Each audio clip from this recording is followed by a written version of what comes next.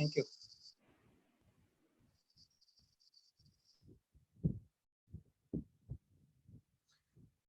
Page आ रही होगी, आप लोग ध्यान से देख रहे होंगे।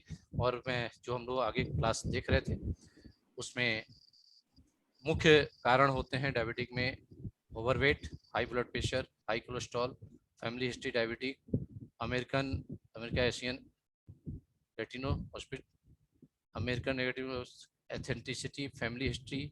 ये कुछ प्रजातियों का भी इसमें दिया गया है कि क्षेत्रों से मतलब जहाँ जहाँ के क्षेत्र के लोग होते हैं उनमें ये चीज़ें ज़्यादा होती है।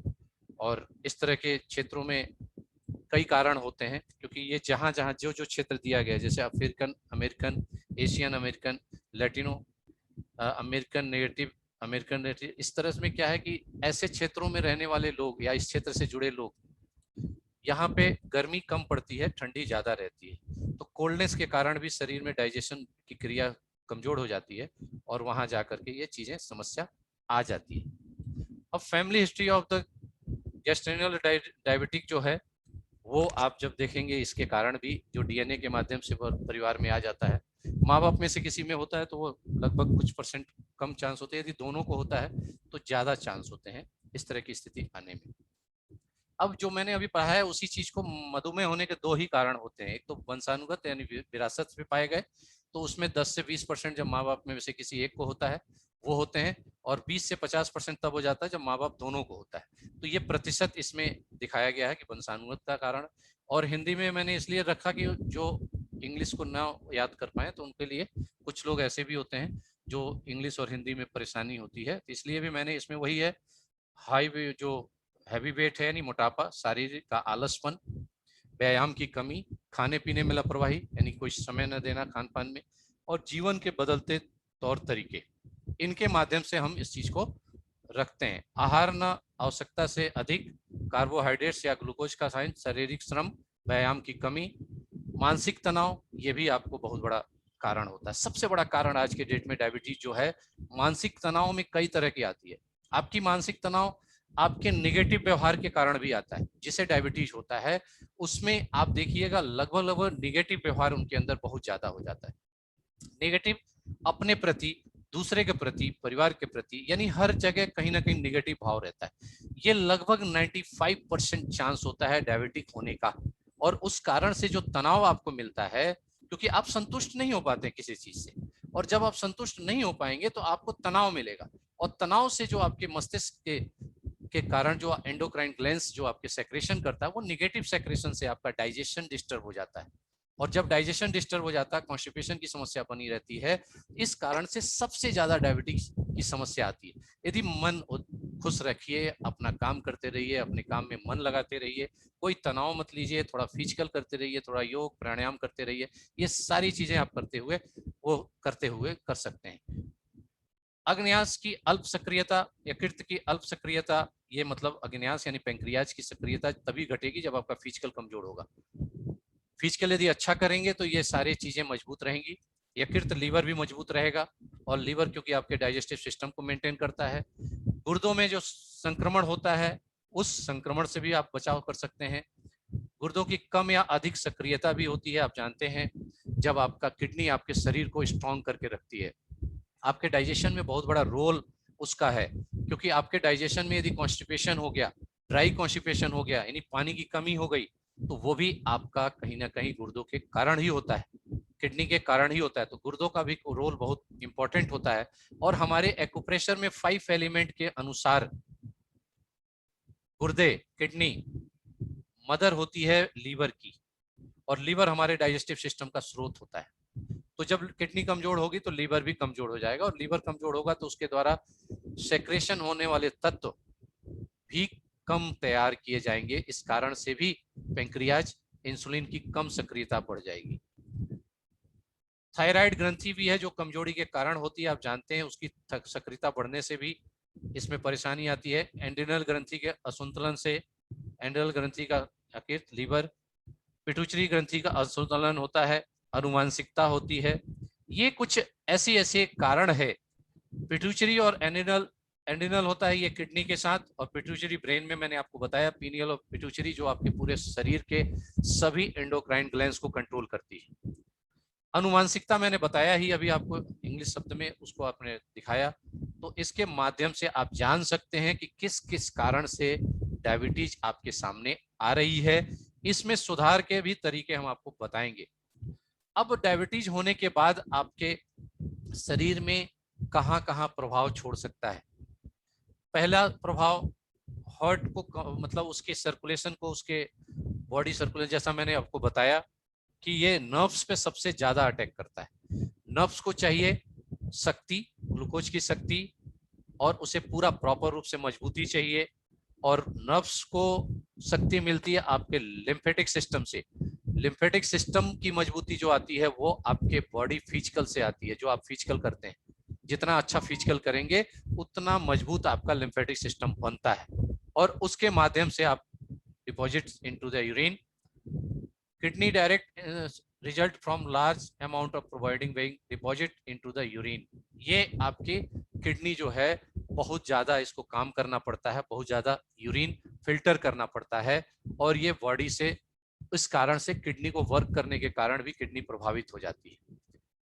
आइज, क्योंकि आइज सर्कुलेशन से ही डिपेंड करता है, और आइज भी हमारी कमजोर कब होगी, जब लीवर हमारा कमजोर हो जाता है, लीवर पे असर आता है उस कारण से। तो नर्वस सिस्टम देखिए आ गया। नर्वस सिस्टम क्या है? नर्व्स है। हमारे नर्व्स का जो सिस्टम है वो नर्वस सिस्टम जो ब्रेन और शरीर को कंट्रोल करता है एक साथ मिल करके। तो ये नर्वस सिस्टम पे सबसे ज्यादा कंट्रोल करता है और सबसे ज्यादा प्रभाव छोड़ता है, जिस कारण से हमारे बॉडी के जो फंक्शन होते हैं वो कमजोर हो जाते हैं। और कमजोर होने के नाते ये सिस्टम के अलग अलग पार्ट्स धीरे धीरे डिस्टर्ब होने लगते हैं और उनका फंक्शन डिस्टर्ब होने लगता है। स्किन पे भी प्रभाव छोड़ता है, स्किन से संबंधित रोग भी हो जाता है। योर होल बॉडी पे भी, यानी जब आप नर्वस सिस्टम पे प्रभाव छोड़ेगा तो आपका पूरा बॉडी इससे प्रभावित हो जाता है। Long term complication include stroke, peripheral vascular disease, hypertension, urinary infection and coronary artery disease. इन सब पे इसका प्रभाव आता है। क्यों? मैंने बता दिया, नर्व्स के कमजोर होने के नाते ये सब चीजें कहीं ना कहीं आपको प्रभावित करती हैं। ये आर्टरीज भी आपको एक तरह से नर्व्स के द्वारा ही संचालित होती हैं, संकेत यानी नर्वस सिस्टम के द्वारा ही होती है। The most frequent health risk from diabetic is known as cardiovascular disease. Diabetes can cause high blood pressure that can cause an even strong resistance to insulin। देखिए, सबके पीछे आप हाई बीपी वगैरह है, कोलेस्ट्रॉल मेंटेन होने, यानी आपके शरीर में कोलेस्ट्रॉल बढ़ गया, तो कोलेस्ट्रॉल का कुछ पार्ट इंसुलिन के सेक्रेशन के पॉइंट्स पे, यानी उसके नेक पे जाके बैठ जाता है। इस कारण से भी सेक्रेशन कमजोर हो जाता है। ये भी ध्यान रखिएगा। कोलेस्ट्रॉल ज्यादा होने के नाते कोलेस्ट्रॉल आपके शरीर में जहां मौका मिला वहीं जाके बैठ जाता है। तो ऐसी स्थिति में डायबिटीज, पेंक्रियाज के जो नेक होता है, नेक पे भी जाके कोलेस्ट्रॉल, और कोलेस्ट्रॉल बन क्यों रहा है? क्योंकि आपका फिजिकल कमजोर हो गया।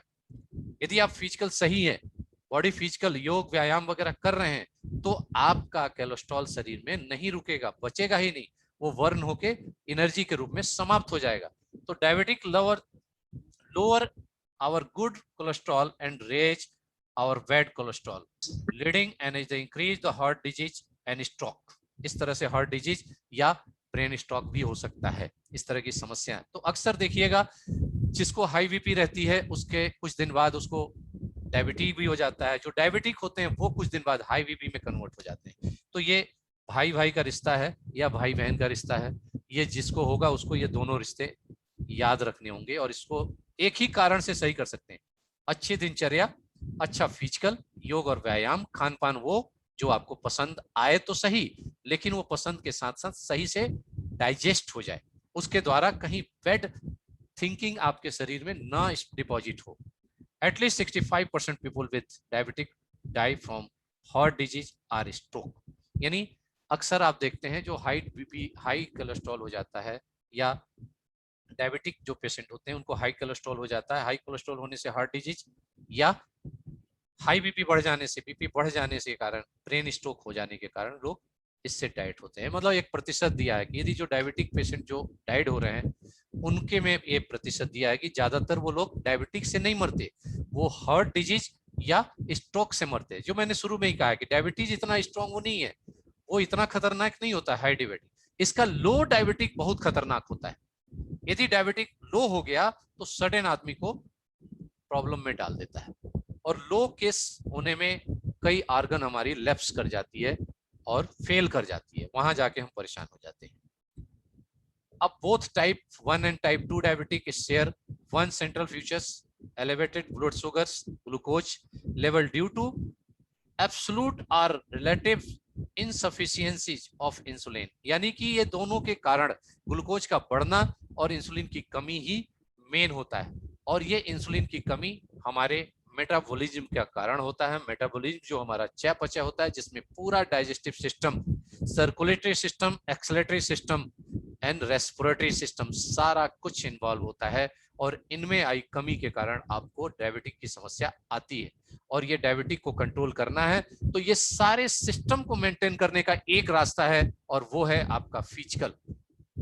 सही खाना खाइए, भोजन करिए और अच्छे से फिजिकल करिए। थोड़ा थोड़ा यदि डायबिटिक प्री डायबिटिक हो गए तो थोड़ा फिजिकल मेंटेन कर लीजिए, क्योंकि आज के डेट में सभी काम वही है, घर से उठे और गाड़ी से गए, ऑफिस पहुंच गए, ऑफिस पे बैठ के काम करना है, फिर शाम को गाड़ी उठाए घर चले आए, कहीं फिजिकल हो ही नहीं पा रहा है। तो थोड़ा फिजिकल करने की भी कोशिश हमें करनी पड़ेगी। और टाइप 1 में beta cells distribute completely leading to absolute insulin deficiency, यानी टाइप 1 में तो इंसुलिन डिफिशियंसी ही होती है, कंप्लीट वहां डेवलप ही नहीं हो पाता पेंक्रियाज जो इंसुलिन को डेवलप करे।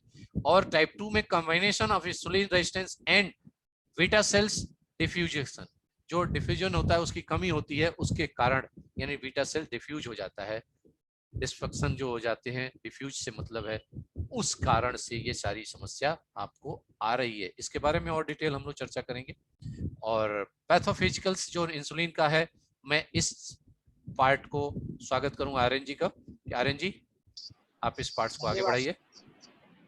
हाँ बिल्कुल, धन्यवाद सर, बहुत बहुत धन्यवाद, थैंक यू। हाँ हाँ बिल्कुल जी, धन्यवाद साथियों। क्लास शुरू करने से पहले हम नमन करते हैं अपने गुरु श्री माता प्रसाद खिलका को, जिनके अद्भुत ज्ञान को हम आपको दे रहे हैं। ये डायबिटीज, जिसको आप लोग राज रोग के नाम से भी जान सकते हैं,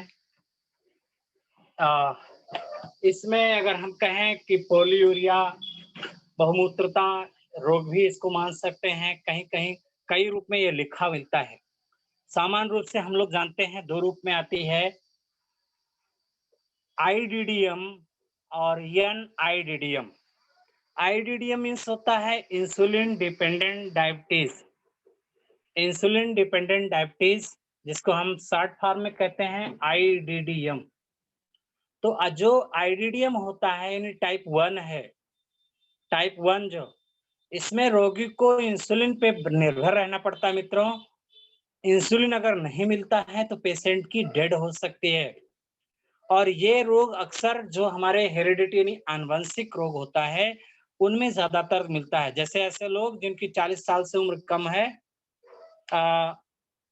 इन्हीं उन लोगों को यह हो सकता है, जिनकी छोटे छोटे बच्चों को यह हो सकता है, बाई बर्थ हो सकता है। ऐसे में ये कहा जाता है कि उनकी बीटा सेल्स लगभग लगभग मर जाती हैं। जो यहाँ हम पैथोलॉजिकल, ये आपका जो आया हुआ है, ये आपका पैथो जो फिजियोलॉजी आई है, पैथ की जो एक पैथोलॉजिकल एक रिपोर्ट सामने, एक इंसुलिन का एक चार्ट आपके सामने दिख रहा है कि pancreas secrete insulin and glucagon hormones in the response to the glucose level in the blood. देखिए मित्रों, हम लोग क्या जानते हैं कि जो हम खाना खाते हैं, तो खाना खाने के बाद जो हमारा पैंक्रियाज होता है, पैंक्रियाज यानी पैंक्रियाज के जो एल्बुलाई होती हैं, पैंक्रियाज में, अभी आपने पीछे एक पैंक्रियाज का फोटो देखा था, उसमें एक बंदूक जैसा दिख रहा था। तो पैंक्रियाज में जो एल्बुलाई होते हैं, उनके बीच लगभग पिन की तरह से जो आइसलैंड्स होता है, लैंगरहैंस की दीपिकाएं जी को, चूंकि इसको लैंगरहैंस ने खोजा था इंसुलिन को, लैंगरहैंस ने ही जो उन्होंने देखा कि पैंक्रियाज की एल्वोलाई से 3 प्रकार के हार्मोन्स निकल रहे थे, जिसमें से एक इंसुलिन था। पैंक्रियाज यहाँ दिया है आपका प्रो इंसुलिन, तो ये आपका इंसुलिन हार्मोन था। दूसरा था ग्लूकोज था यानी ग्लाइकोजन था, और तीसरा सोमेटोस्टेरोलिन था। तो 3 हार्मोन्स वो निकल रहे थे। तो वहां पर लैंगरहैंस की दीपिकाओं से। मित्रों, हम ये बताना चाहते हैं ये तीनों हार्मोन्स ही हमारे ब्लड में ग्लूकोज के लेवल को सामान्य बनाए रखते हैं। जैसे हमारा जो लेवल होता है 80 प्लस माइनस 10 होना चाहिए नॉर्मल, बिना अभी हम आपको बताएंगे कि हमारा पीपी और फास्टिंग कैसा होना चाहिए, उस पे हम अभी चर्चा करेंगे। इस समय हम आपको ये बताना चाह रहे हैं कि जो हमारा इंसुलिन है, हमारा जो इंसुलिन स्रावित होता है कहाँ से? पैंक्रियाज के। और पैंक्रियाज में 2 प्रकार के सेल्स पाए गए हैं हार्मोन्स के रूप में, अल्फा और बीटा। तो जो अल्फा होता है वो आपका जो ग्लाइकोजन होता है उसको ग्लाइकोलिसिस और ग्लाइकोजेनेसिस में बनाने का काम करेगा, जो अल्फा होता है।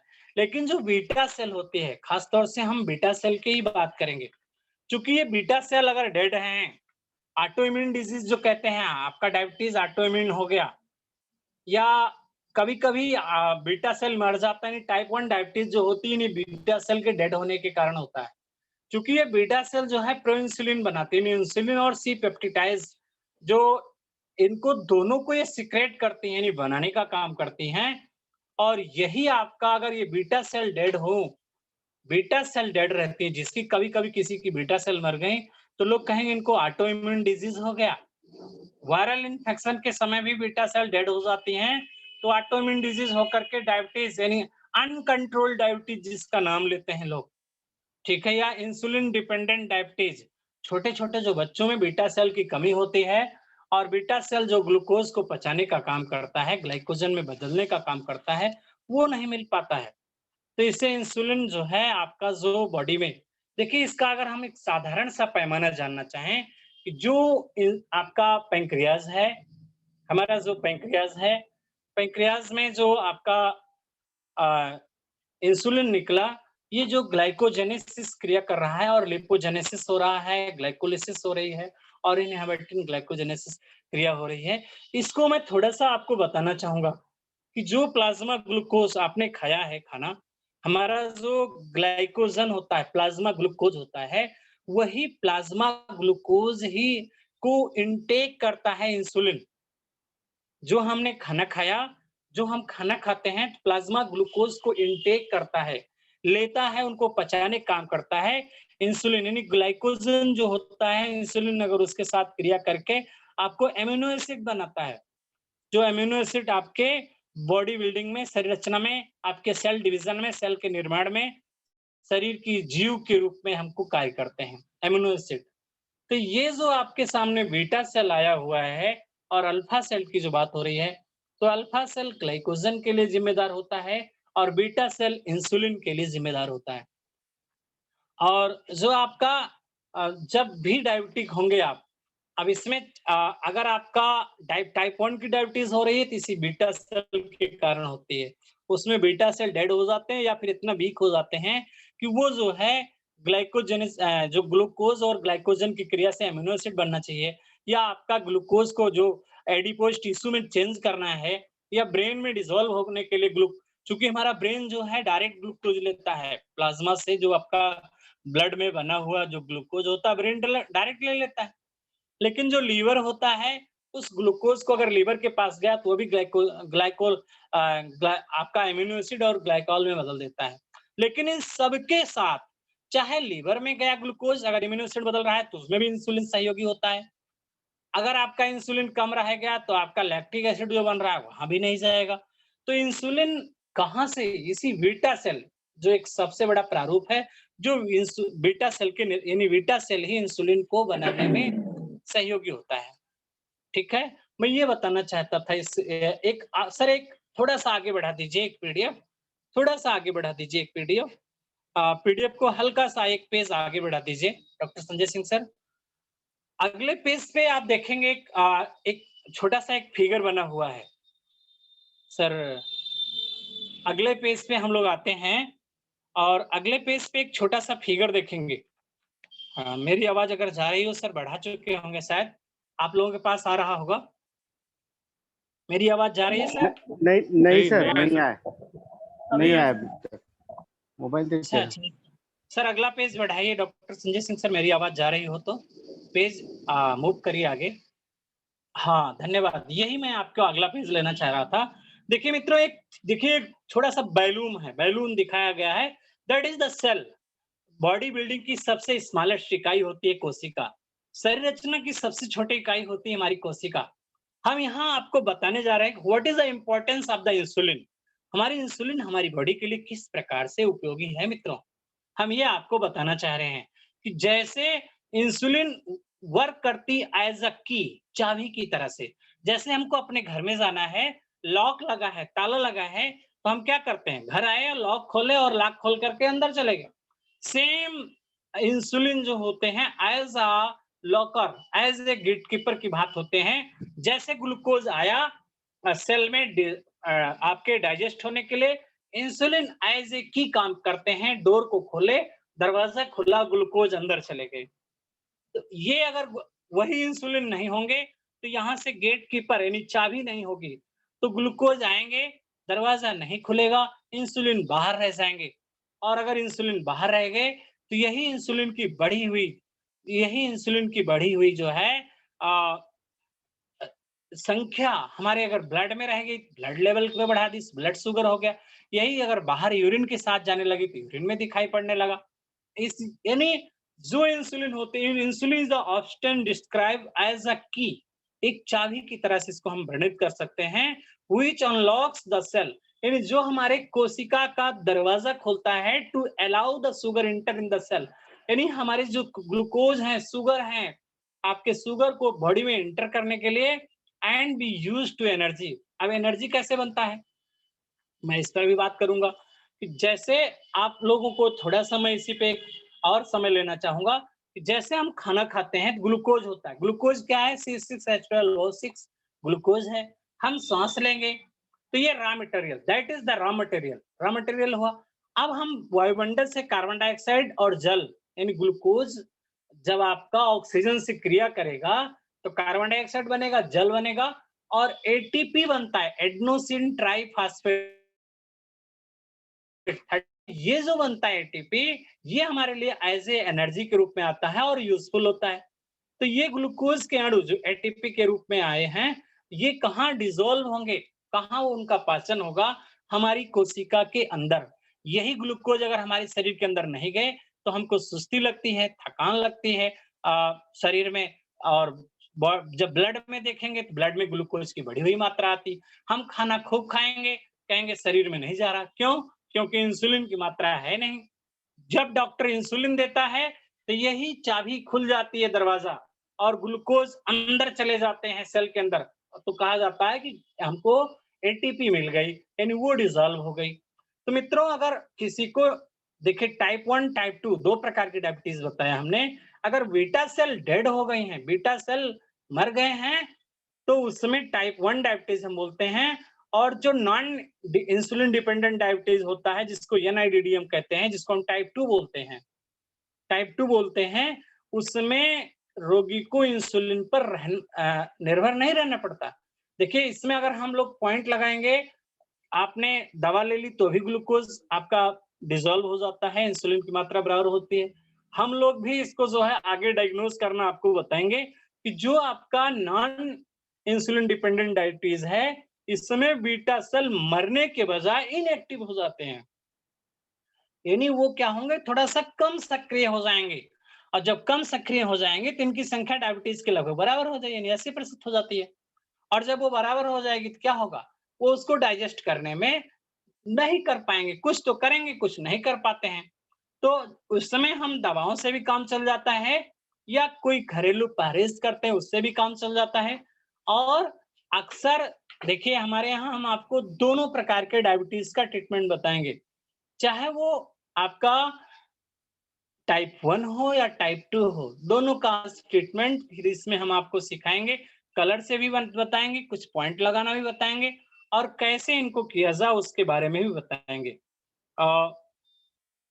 इसके आगे एक बार जो है सर, एक बार थोड़ा सा ऊपर वाला फिगर, या फिर इसके आगे बढ़ते हैं, इसके पीछे हाँ, बस थैंक यू।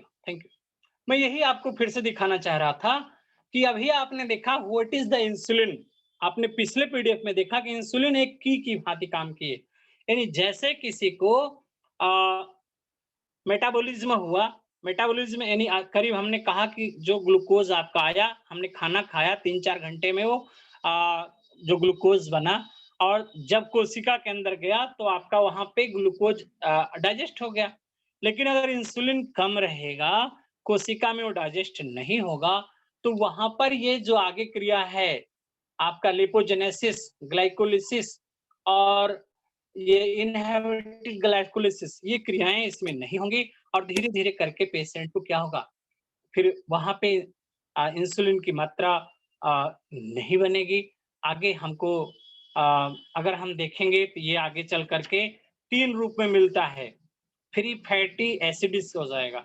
यानी हमारी कोशिका को जब आपका कोशिका भूखी रह जाएगी, उसको फ्यूल नहीं मिलेगा, तो अब जैसे हमारी कोशिका भूखी रह गई, उसको फ्यूल नहीं मिला, ग्लूकोज उसके अंदर नहीं गया, तो क्या होगा? वो कीटोन बॉडी में हमारे कीटोन बढ़ाना शुरू कर देगी। फ्यूल उसको नहीं मिलेगा तो आपके रक्त में कीटोन बॉडी बढ़ाएगी। जो कीटोन बॉडी बढ़ाएगी यानी आपके शरीर में ग्लूकोज की मात्रा और बढ़ जाएगी। इसको हम लोग बोलते हैं फ्री फैटी एसिड यानी वसा में जो फ्री कोशिकाएं हैं, भूखी कोशिकाएं हैं, FFA इसको बोला जाता है। और इसका 3 लक्षण मिलता है रोगी को। पहला होता है कि रोगी को प्यास ज्यादा लगती है। दूसरा लक्षण होता है रोगी को भूख की यानी भोजन की चाहत ज्यादा होती है, खाना खाने का मन कहता है। और तीसरा लक्षण होगा कि उसका पोलीयूरिया होगा, यानी पॉलीडेप्सिया, पॉलीफेजिया और पोलीयूरिया, जो मैं बोल रहा था शब्द कि आपका प्यास ज्यादा लगेगी, भूख ज्यादा लगेगी और यूरिन ज्यादा होगा। तो उसको हम टाइप 2 में आपको आगे वर्णन करेंगे। तो सर आगे पेज बढ़ाइए। या फिर आगे, हाँ, थोड़ा सा और बता के फिर इसके बाद हम रिवीजन करेंगे। थोड़ा सा और बताएंगे, इसके बाद हम एक बार फिर आप सबका रिवीजन करेंगे। ये हिंदी का सेशन बता देते हैं पूरा, इसके बाद थोड़ा सा और आगे बता के रिवीजन करेंगे। मित्रों देखिए, इसमें कह रहे हैं मधुमेह के नियंत्रण के लिए 4 बार रक्त परीक्षण कराना चाहिए। देखिए इसमें हम टेस्टिंग पे सब जाएंगे। जब हम आपको टेस्टिंग के बारे में बात करेंगे तो देखिए इसके लिए परीक्षण के लिए हम तरीका भी बताएंगे। अगर जरा से चूक हो गई तो अगर आपको किसी ने मधुमेह का एक प्रमाण पत्र दे दिया, आपको किसी ने कह दिया कि आपको डायबिटीज है, तो डर के मारे हो जाता है। कल मेरे पास हमारे सचिव जी डॉक्टर राजेंद्र प्रसाद जी अपनी वाइफ को लेकर आए, कहने लगे इनको डायबिटीज है। और जब चेक करते थे तो 140, 150, 160 ऐसे आता है। तो मित्रों ये हमें आप जानकारी रखना है कि कैसे, कहां और कब डायबिटीज को चेक करना है। देखिए यहाँ हमने 4 बताया, सवेरे खाली पेट, दूसरा नाश्ते के 2 घंटे बाद, तीसरा लंच के 2 घंटे बाद और चौथा डिनर करने के 2 घंटे बाद।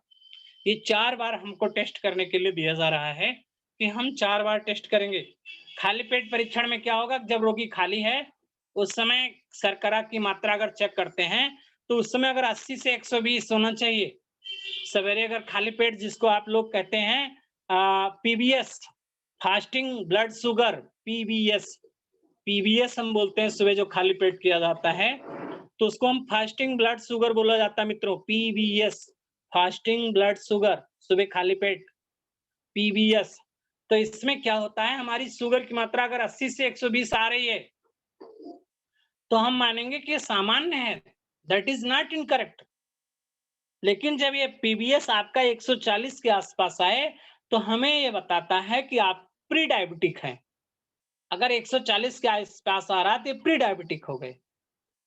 लेकिन अगर हम यहाँ से थोड़ा सा आपको और कहेंगे कि ऐसे में अब अगर प्री डायबिटिक आ गया 140 के ऊपर, तो ऐसे में हमें प्रमाण पत्र नहीं लेना चाहिए कि हम जो है डायबिटीज हो गए। नो, अभी हमको और कराना है नाश्ता के बाद, लंच के बाद और डिनर के बाद।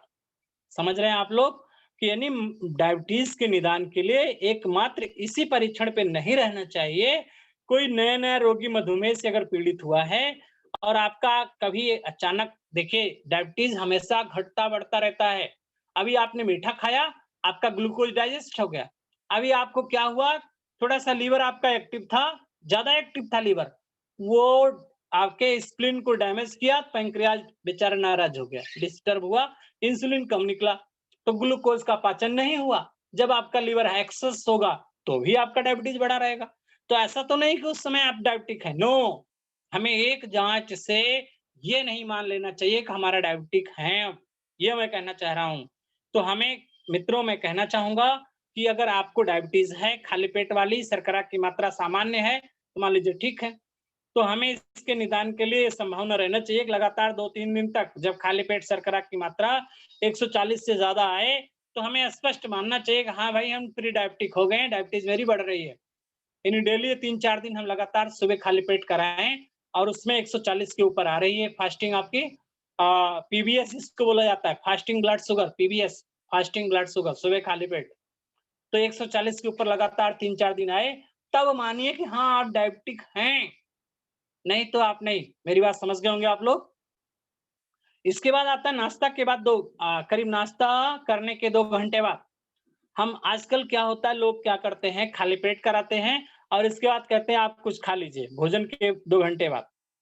तो इसमें कार्बोहाइड्रेट वाला मीठा खाइए।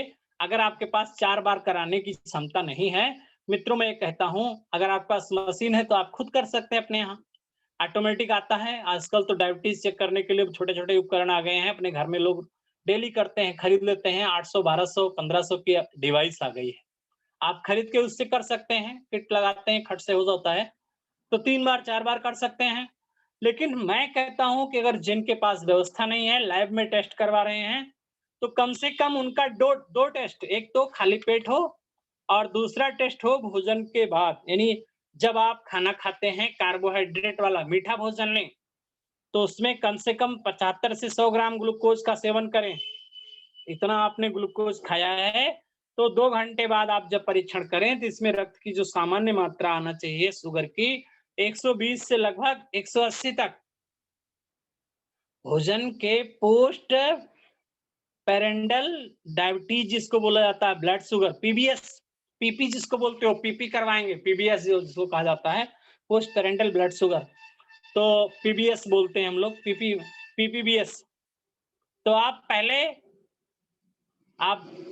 जो पहले फास्टिंग कराएंगे, इसके बाद पीपी करवाते हैं, पीपी जिसको बोला जाता है, शॉर्ट फॉर्म में लोग पीपी बोल देते हैं, नाश्ता या लंच या भोजन के 2 घंटे बाद। तो इसमें आपकी ब्लड शुगर कितना आना चाहिए, 120 से 80, 180, 120 से 180 आना चाहिए मित्रों। अगर ये इसमें जो है, अगर 120 से 180 शर्करा की मात्रा है, लेकिन अगर ये जो है 140 से 120 तक आ रही है, तो भी हमें समझना चाहिए कि हमारा शरीर जो है कोशिका ग्लूकोज की पचाने की क्षमता थोड़ा है, लेकिन थोड़ा अल्प है। लेकिन अगर 200 से अधिक आ गई, तो ये डायबिटीज का निश्चित रूप से प्रमाण है कि हमारी बॉडी, हम डायबिटिक हैं। तो यहाँ पे मैंने ये बताने का प्रयास किया कि अगर लंच आपके खाने के 2 घंटे बाद आपका डायबिटीज शुगर आपका लेवल 120 से 180 तक है, तो हम ये मानते हैं कि आप डायबिटिक नहीं हैं। लेकिन अगर वो आपका 200 के ऊपर जा रही है मात्रा, तो आप डायबिटिक हैं। और इसमें यानी खाली पेट वाला परीक्षण ज्यादा विश्वसनीय होता है। जो आपका सुबह फास्टिंग वाला होता है, उसको हम लोग ज्यादा विश्वसनीय लेते हैं, क्योंकि खाने के बाद किसी किसी का 300 पहुंच जाता है, तो उसको हम लोग नहीं मानते हैं। अब इसमें जो WHO की, इस बार WHO का जो, मैं ये नहीं मान रहा हूँ, WHO ने थोड़ा सा और घटा दिया है, लेकिन जो हमारा आयुर्वेद का रीडिंग है, ये मैं आपको बता रहा हूँ। और WHO की भी परिभाषा इसमें यहाँ पर पहले थी, यही थी, अभी इन्होंने घटाया है, तो उससे हम ज्यादा उस पे प्रभाव उसका वो नहीं देख रहे हैं। तो ये डायबिटीज का जांच हो गया। आप शायद समझ गए होंगे, सवेरे खाली पेट, नाश्ता करने के 2 घंटे बाद, लंच के 2 बाद और डिनर के बाद, शायद आप लोग समझ गए होंगे इसमें आपका लेवल कितना आना चाहिए और आप जांच कैसे कराएंगे। ठीक है साथियों, तब अगले पेज पे हम लोग चलेंगे, आगे बढ़ेंगे सब, आगे बढ़ेंगे। हाँ, धन्यवाद। अब इसमें आता है मधुमेह के कारण अन्य अंगों पर पड़ने वाला कुप्रभाव। देखिए, इसका जो डायबिटीज होता है, हमारे अंगों पर भी प्रभाव पड़ता है, चाहे वो आपके कोई भी ऑर्गन हो। आपने इसके पहले भी देखा था कि डायबिटीज का जो है, सर ने भी बताया था, कई सारे अंग पे यदि कह रहे हैं मधुमेह का सही समय पे नियंत्रण न रखा जाए तो शरीर के बाकी अंग पर इसका प्रभाव पड़ता है। कई सारी गंभीर उलझने पैदा हो सकती हैं और इसमें जो है हमारा कई सारे अंग जो है प्रभावित हो सकते हैं। कई अंगों पर इसका प्रभाव पड़ सकता है और कह रहे हैं शुगर में बढ़ी हुई मात्रा हमारे जो अंगों पर प्रभाव डालती है, जिसमें पहला है हमारा मेटाबॉलिक चेंजेस होता है। यानी अगर हमें डायबिटीज है तो डिहाइड्रेशन होने लगेगा। उपचयी जो परिवर्तन होगा यानी निर्जलीकरण होता है।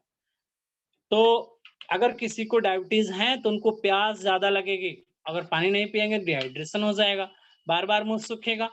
मेटाबॉलिक चेंजेस जो होंगे इसमें आपका डिहाइड्रेशन होने लगता है।